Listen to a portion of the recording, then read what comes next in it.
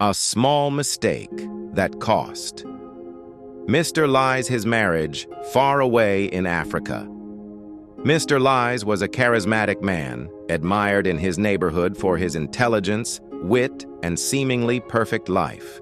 He was married to Cynthia, a devoted woman who stood by him when he had nothing but dreams. Together, they built a beautiful home and had a son. Their marriage seemed unbreakable, a model to many. But beneath the smiles and family pictures was a growing crack caused by one small but dangerous habit. Mr. Lies lied. A lot. It wasn't the big kind of lying, not cheating, stealing, or betrayal. No, Mr. Lies just lied about small things, where he kept the remote, how much he spent on snacks, whether he had locked the gate, or whether he had really called the plumber. He saw them as harmless white lies, jokes even. Cynthia at first found it amusing. "He's just being silly," she'd say to friends.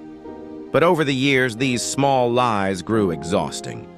She stopped trusting his word. Every time she asked a question, she had to triple check.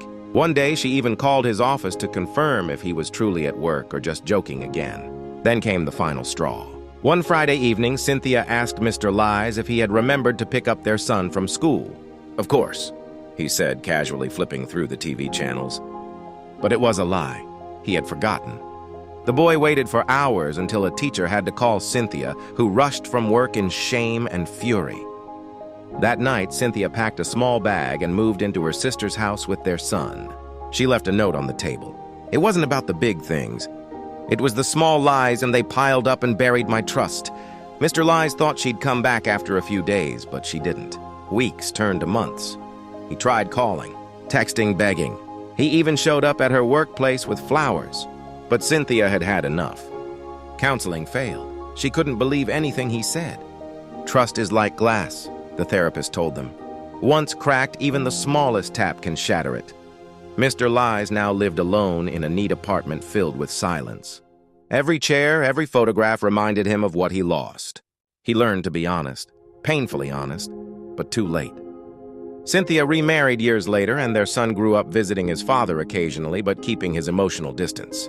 Now older, Mr. Lies sits with young men and says, "It wasn't infidelity, anger, or violence that ended my marriage. It was little lies, things I thought didn't matter. But they did, they always do." Moral: sometimes the smallest cracks destroy the strongest foundations. Be careful what you call harmless.